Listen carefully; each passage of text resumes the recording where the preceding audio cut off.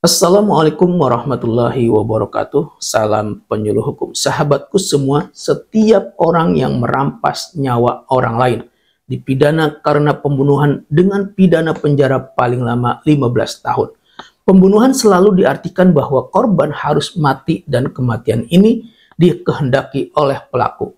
Dengan demikian, pengertian pembunuhan secara implisit mengandung unsur kesengajaan.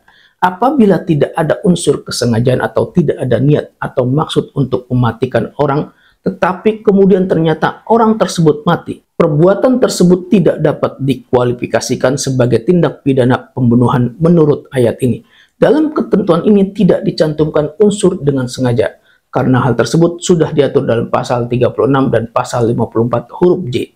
Dengan demikian, hakim akan lebih mengutamakan untuk mempertimbangkan motif, cara, sarana, atau upaya membunuh, serta akibat dan dampaknya suatu pembunuhan bagi masyarakat. Dalam pasal 36 ayat 1 dikatakan setiap orang hanya dapat dimintai pertanggungjawaban atas tindak pidana yang dilakukan dengan sengaja atau karena kealpaan.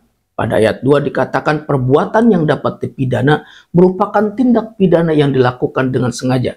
Sedangkan tindak pidana yang dilakukan karena kealpaan dapat dipidana jika secara tegas ditentukan dalam peraturan perundang-undangan. Sedangkan pada pasal 54 huruf J dikatakan dalam pemidanaan wajib dipertimbangkan sikap dan tindakan pelaku sesudah melakukan tindak pidana. Kemudian jika tindak pidana merampas nyawa orang atau pembunuhan dilakukan terhadap ibu, ayah, istri, suami, atau anaknya, pidananya ditambah 1/3. Yang dimaksud dengan ibu, ayah, atau anaknya termasuk ibu, ayah, atau anak tiri langkat. Pemberatan pidana dalam ketentuan ini didasarkan pada pertimbangan adanya hubungan antara pelaku tindak pidana dan korban, yang seharusnya pelaku tindak pidana berkewajiban memberi perlindungan kepada korban.